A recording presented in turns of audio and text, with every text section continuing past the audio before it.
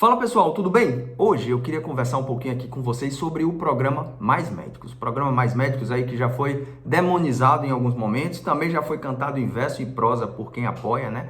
Mas eu queria dar um enfoque aqui um pouquinho mais sobre o lado do trabalho médico, o lado sobre o mercado de trabalho médico. Eu sou Nathan José, sou médico e aqui a gente conversa muito sobre montagem de consultório e também sobre o mercado de trabalho médico de maneira geral. E antes de começar a falar em si sobre o Mais Médicos, né?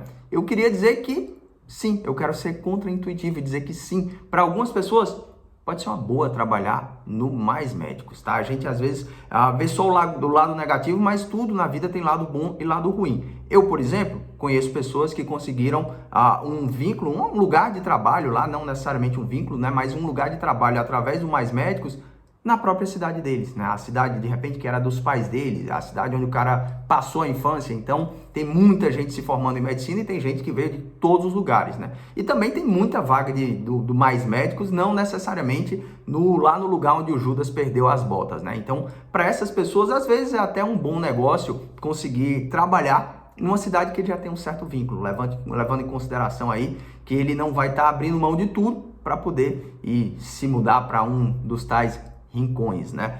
Nessa situação pode ser útil, às vezes também como primeiro emprego, né? O cara tá começando a trabalhar e de repente um primeiro posto de trabalho em um lugar onde ele não tem ali um risco profissional tão grande, não tem uma alta complexidade como, por exemplo, alguém que está na porta do PS ou numa UPA de uma capital trabalhando numa exigência maior. Então, nesse sentido, talvez para algumas pessoas não seja o pior dos mundos, não seja o negócio, o trabalho pior que a medicina tem a oferecer. Mas vamos aqui aos fatos, né, cara? O que seria esse trabalho aí através do Mais Médicos, né? Primeiro, quanto é que paga o salário do Mais Médicos? E aí, dá um Google lá que você vai saber. Lá no Google, obviamente, tem algumas variações para alguns lugares mais distantes, se paga um pouquinho mais, mas o salário que está lá, se você está hoje no Google, né? Hoje, agora a gente está em final de 2023, o salário, até anotei aqui, é R$ 12.386,50.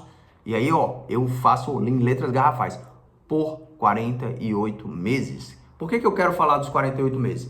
Calma que a gente ainda vai chegar lá, né? Então, seria esse salário por 48 meses ou 4 anos. E também, também a gente tem um bônus agora, né? E é um bônus de R$120 mil para quem passar os 48 meses lá.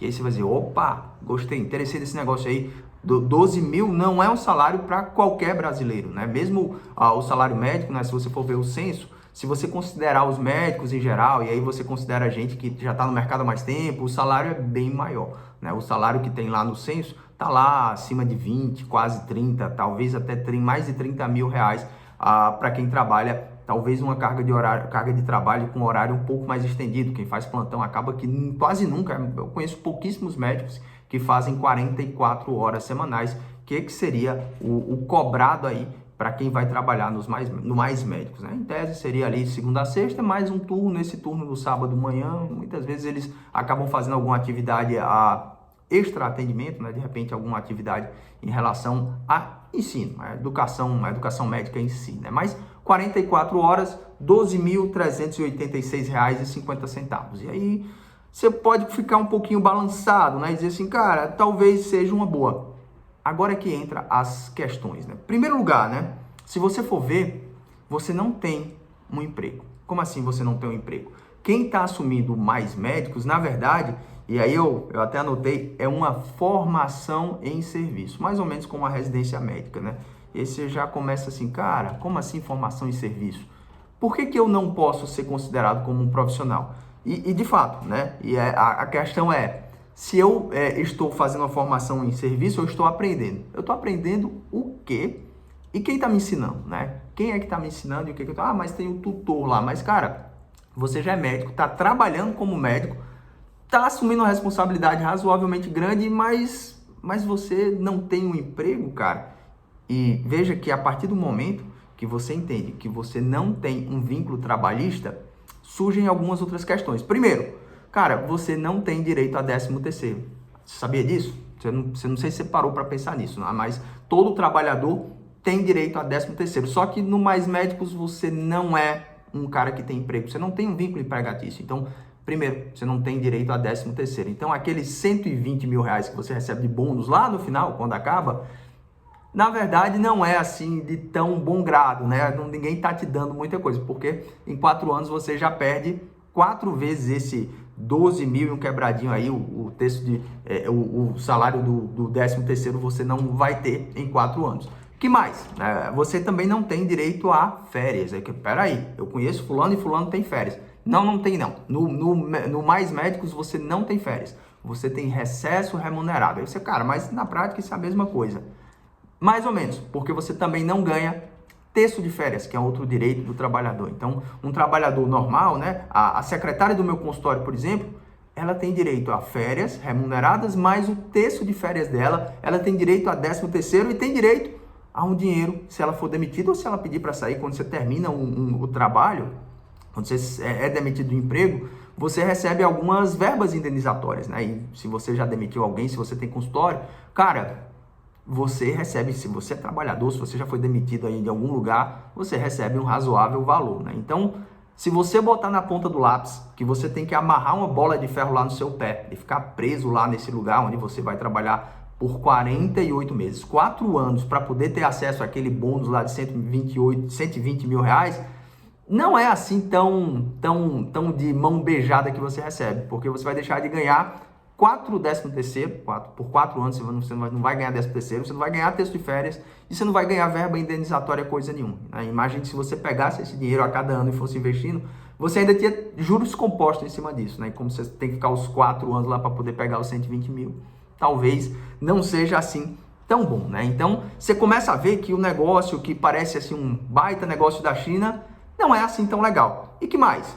Durante esses 48 meses, você já parou para pensar, né? Excluindo aquele cara lá que está na cidade dele, na cidade dos pais. Imagine o cara que vai abrir mão de, entre aspas, tudo da vida dele para poder ir lá no Mais Médicos, né? De repente, cara, ele já está pagando uma parcela de um apartamento e ele vai ter que abrir mão do apartamento dele para se mudar para outro lugar que ele nem conhece e vai ter que gastar com moradia lá também. Além disso, ele vai ter que gastar com escola para os filhos dele e essa escola, que escola, na verdade, não é nem sobre gastar, né? Eu coloquei aqui a educação dos filhos, porque se você vai para um lugar que é muito pequeno, cara, não é uma decisão só sua, é uma decisão familiar e seu filho vai ter acesso a uma educação talvez pior, se esse lugar tem dificuldade de conseguir médico, provavelmente os lugares onde tem para seu filho estudar, as escolas, né, vai ser mais precário também, assim como os serviços de saúde lá são precários, e aí o serviço de saúde, entenda que você não é só prestador. Se você se arrebentar, você vai precisar ir no hospital. E se não tiver, se você estiver dirigindo seu carro lá e bater e não tiver um serviço de saúde bom para te atender, cara, é um risco também que você está absorvendo, né? Então, durante esses 48 meses que você está lá, primeiro, você vai ter que morar num lugar que você de repente não gosta.